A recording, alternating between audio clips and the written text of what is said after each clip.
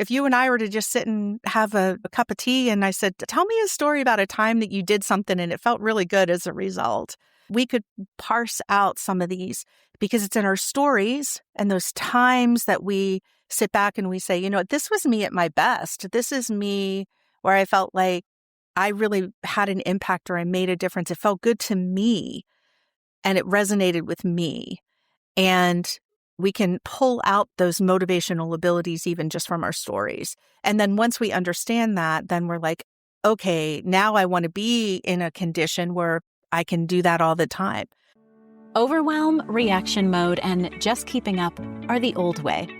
You need real, root-level strategies and practical steps to grow your business or ministry without exhaustion and burnout. Hi there, we're Anna Saucier And Megan Gephardt, best friends and business consultants who help faith-filled women create sustainable growth through simple strategy with a people-first approach. Here at Apostolic Fruit, we hope to offer you clarity, support, accompaniment, and healing. One tiny step at a time. Hello, everyone. Anna here, and welcome back to the Apostolic Fruit podcast. I am so grateful and excited to introduce you to my guest today, Laura Roland. Hi, Laura. Hello, welcome. Anna. How are you today?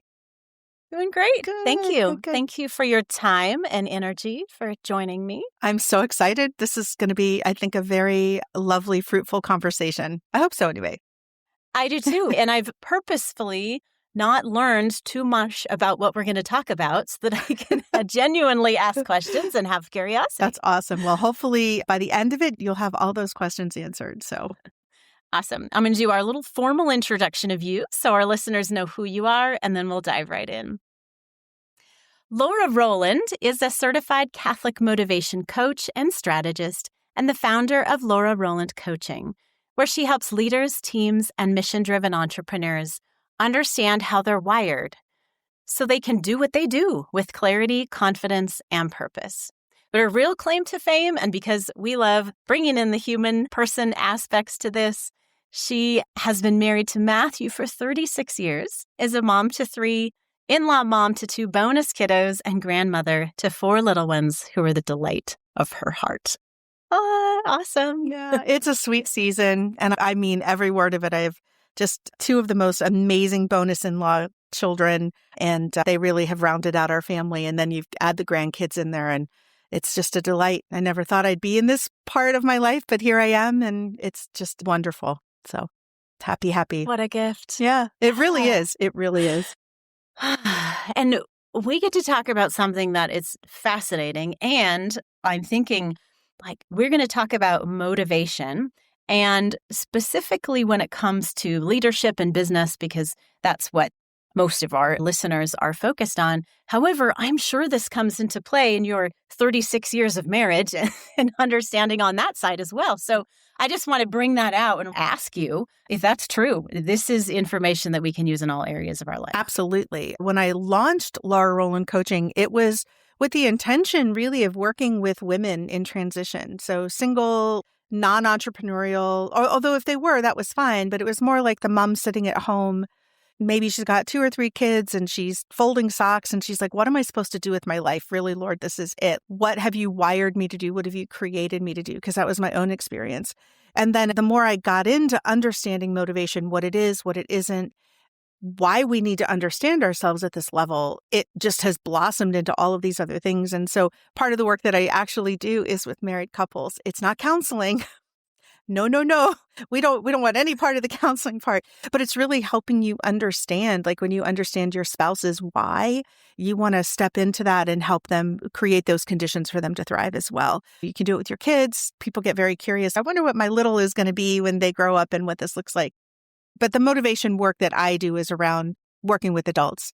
Yeah. And as you explained that, Laura, it just kind of clicked with me in a certain way of, well, this makes so much more sense when we're thinking of how God works with us. Like, why doesn't it make even more sense that we co-create and better in understanding why we do something rather than what we're going to do? Because we know He doesn't give us the what. He doesn't give us the whole plan. Exactly. And really, I think when we look at our motivational design, and I know we're going to unpack that a little bit more, but the overarching theme behind this is we look at Psalm 139.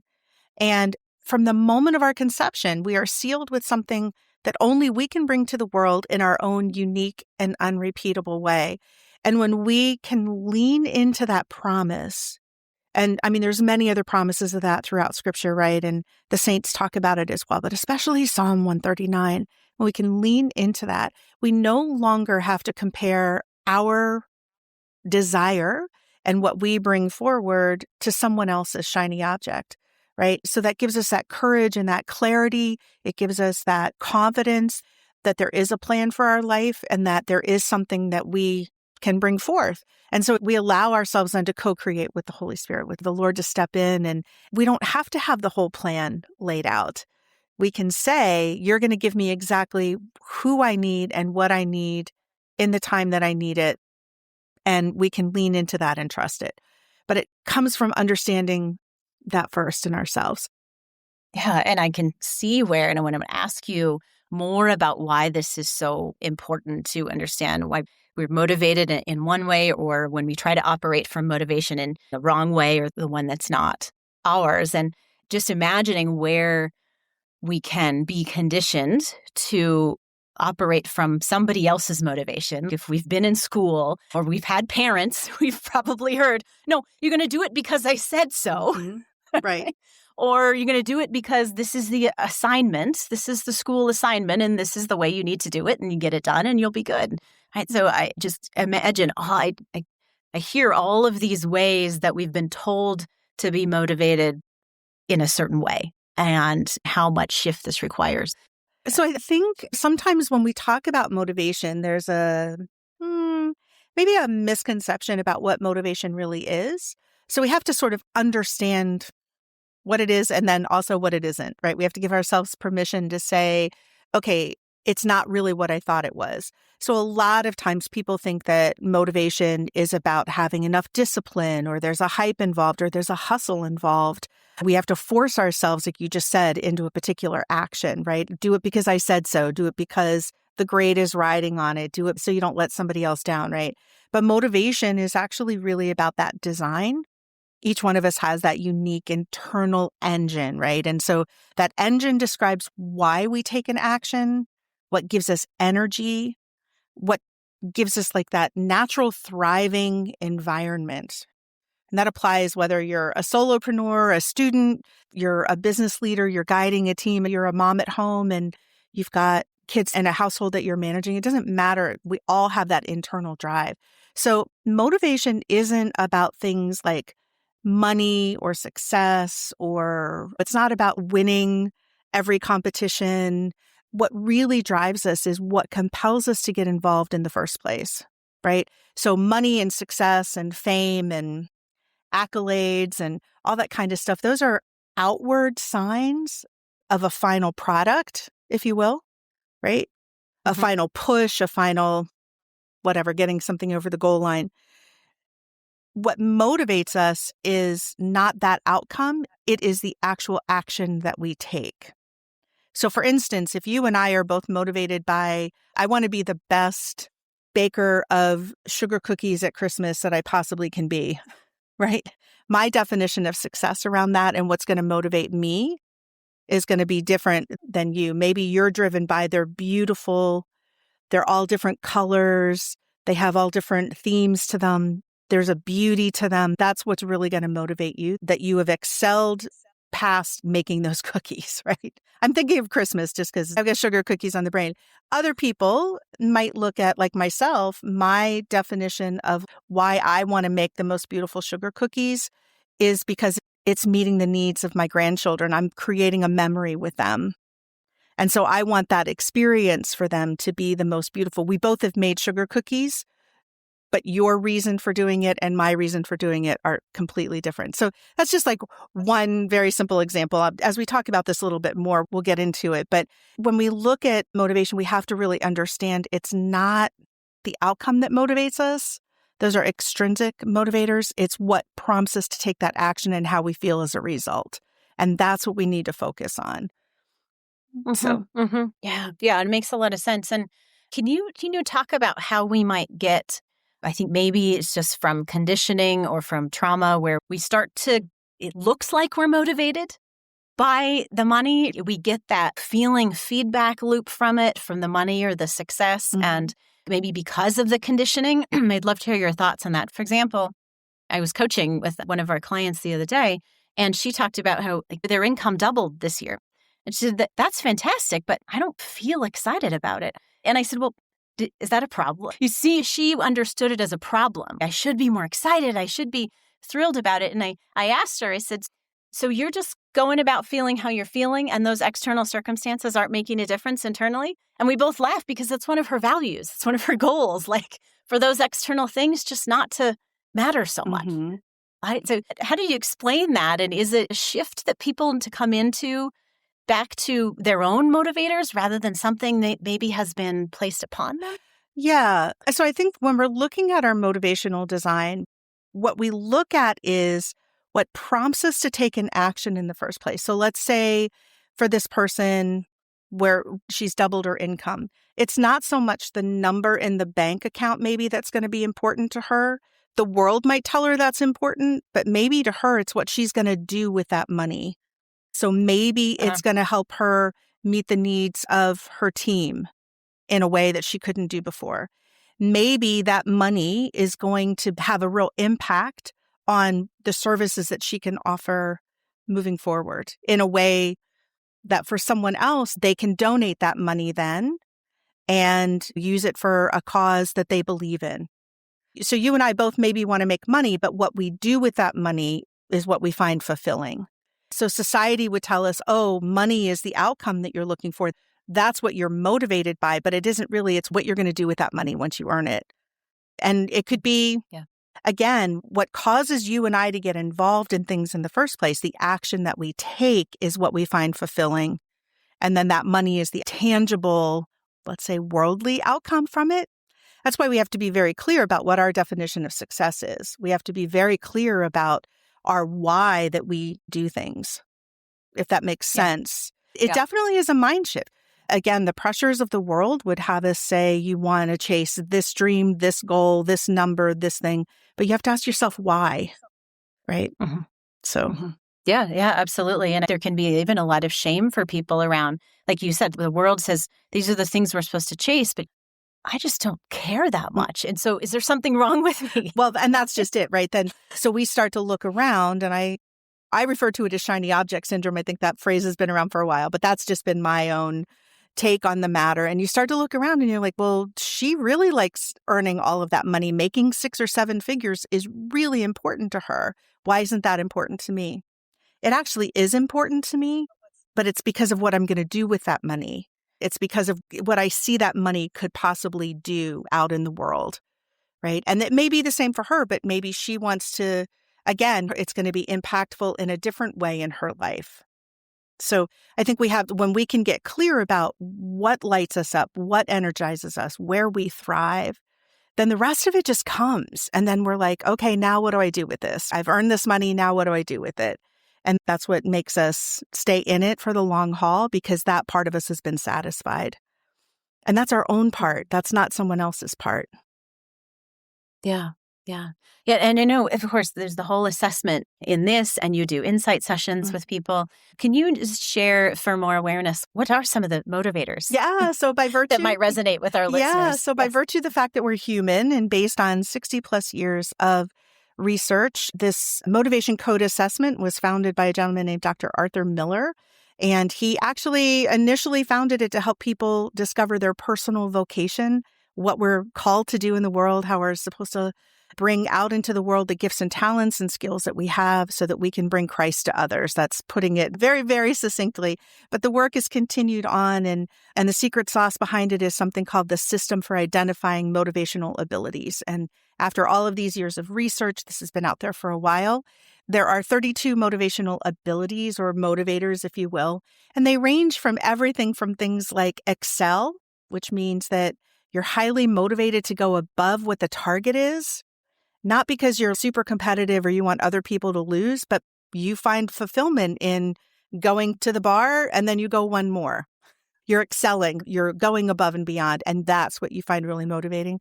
There's a motivator that's called meet needs. So that's someone who is highly motivated to both identify and then fulfill identified needs. So whether that's in a person or whether that's in a system, you look at it and you're like, there's a gap.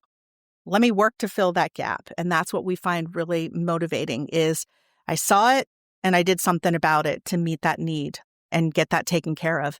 Another motivator is persuade. And so people highly motivated to persuade are those people who say, hey, listen, you need to know about this particular thing. And let me tell you why it's so wonderful and what it's going to do for you.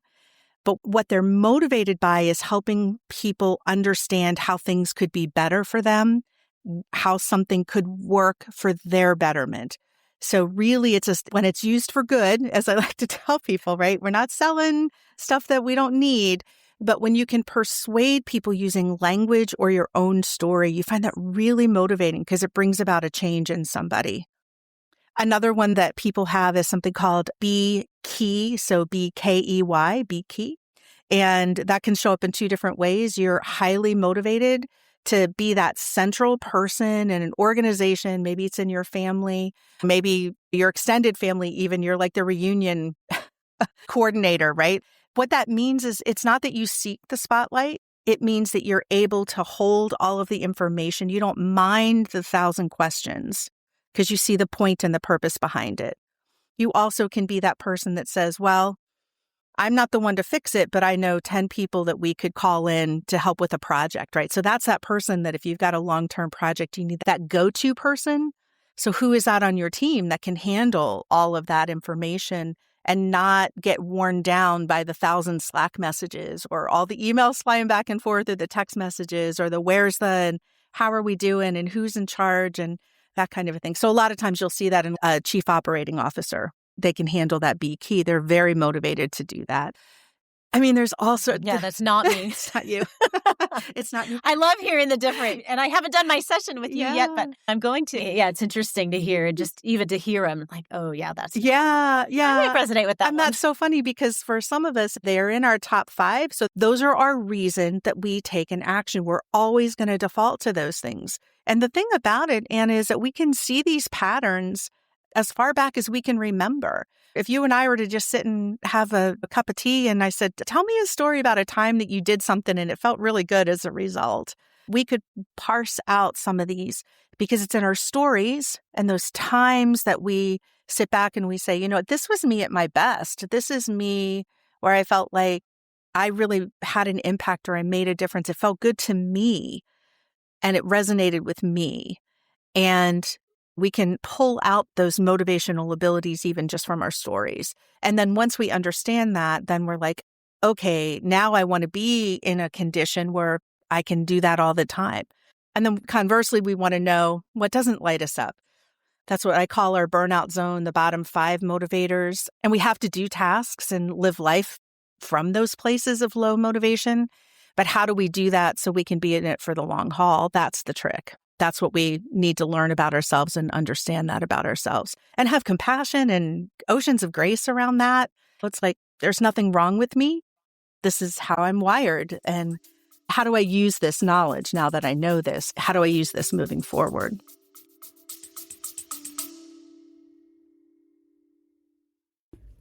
If you're a Catholic woman leading something meaningful, a business, organization, ministry, team, or family, and you're feeling the stretch right now, this is an invitation for you.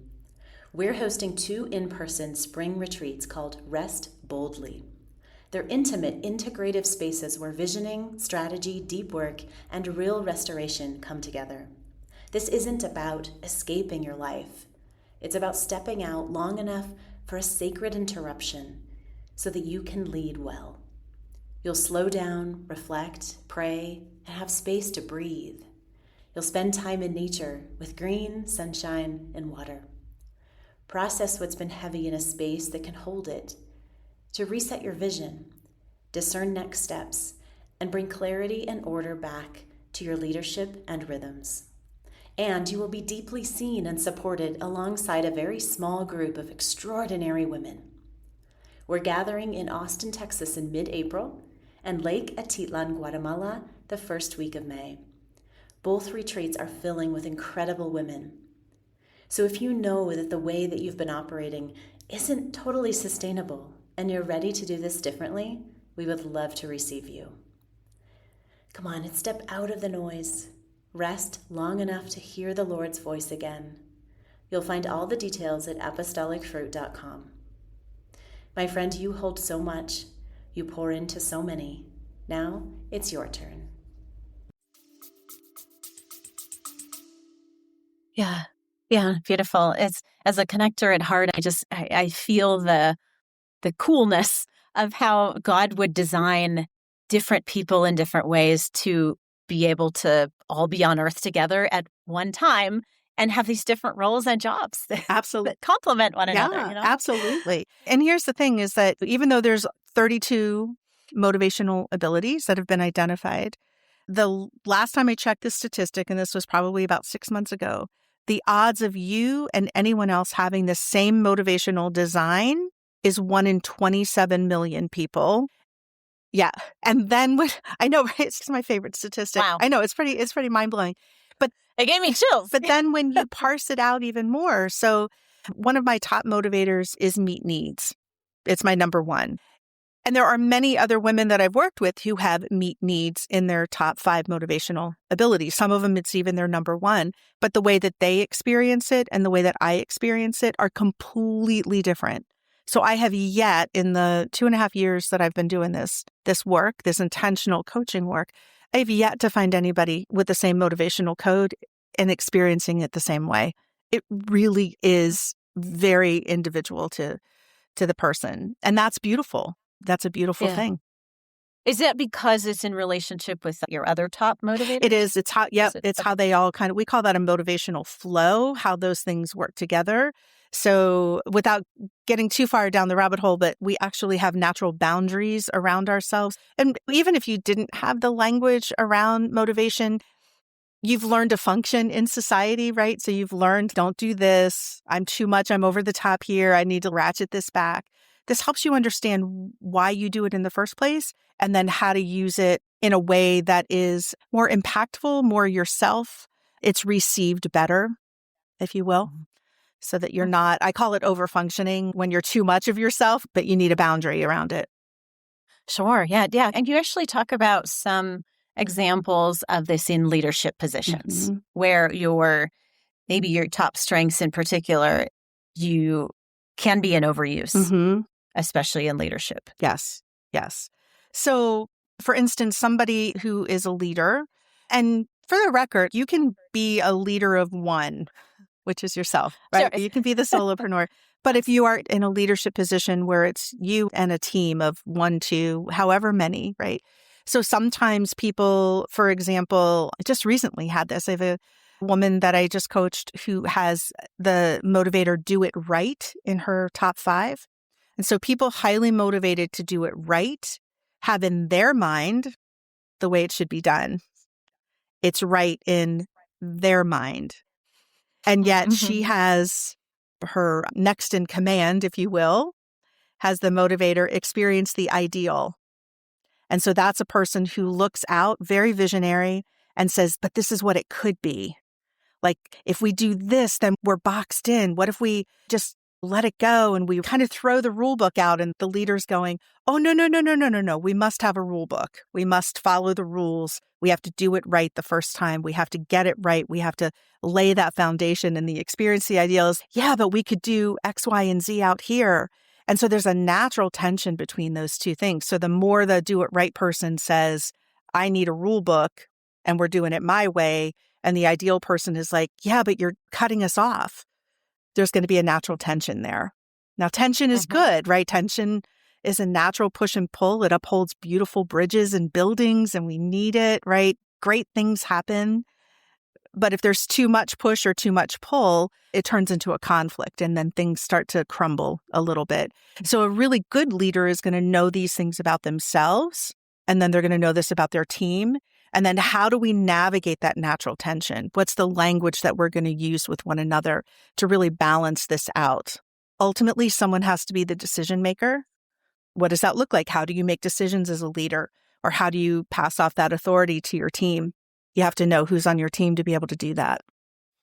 Yeah. So to taking that example further, because I love it and fascinated by it, Talk us through how those people work that out together. Yeah. So part of it is understanding it about yourself. And we can have a really good humor about not only our strengths, but how that could also be an overfunction, right? Or I don't want to say flaw because it's not. It's just we've allowed it to go without a boundary.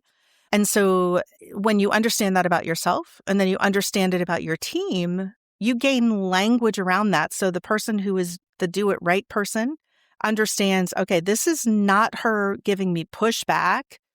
This is her really coming at the world from what she loves the most, where she gets the most energy.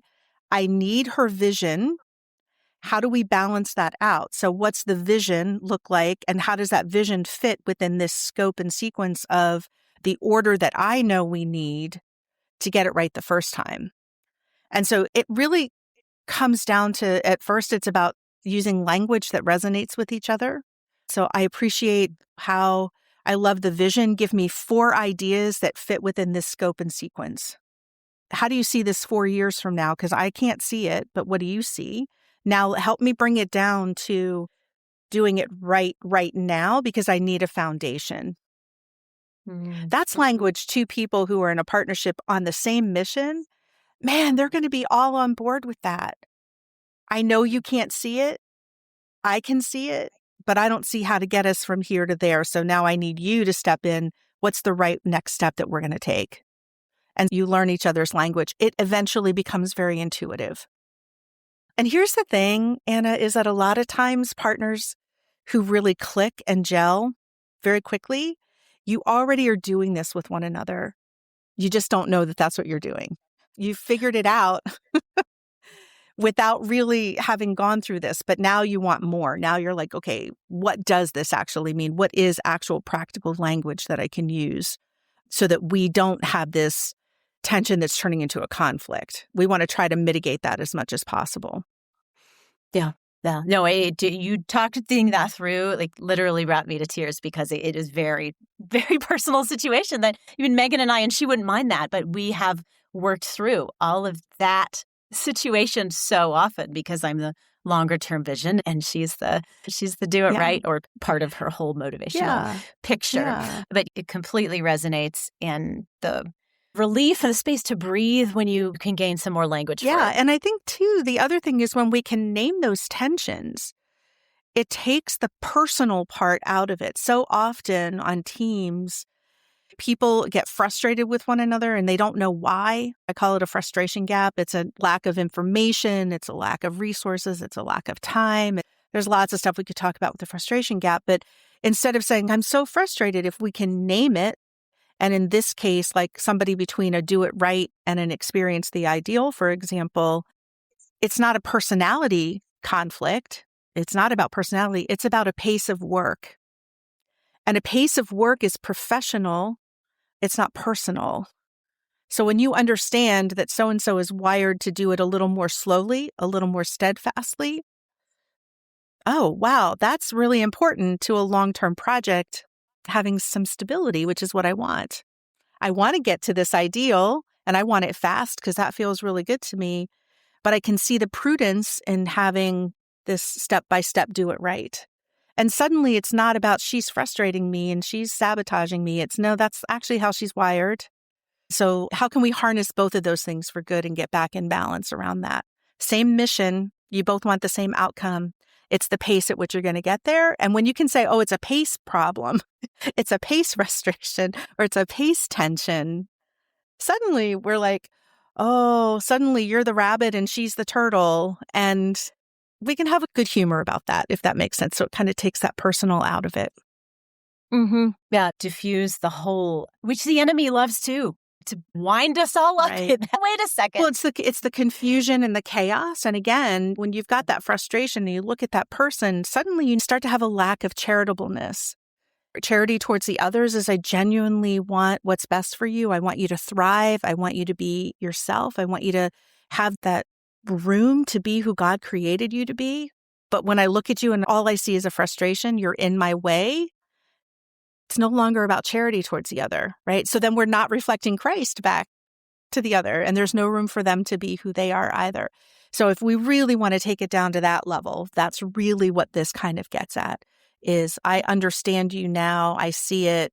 You're not in my way. We're on the same mission. And I like that about you. You're a rabbit. I'm a turtle. Praise God. We can have a little fun with that. You get each other the coffee mugs, and I don't know. There's all sorts of really funny, beautiful things that can come from knowing those things. It's so empowering, the wisdom that you've shared. And then I can tell that you do it with a lot of wisdom as well. Thank you so much. This time has flown. Oh, thank you. And yes. Can you tell our listeners, and we'll be in the show notes as well, the next step they can take if they want to learn more? Absolutely. So I work with individuals, I work with leaders, solopreneurs, leaders with small teams, and anybody in between.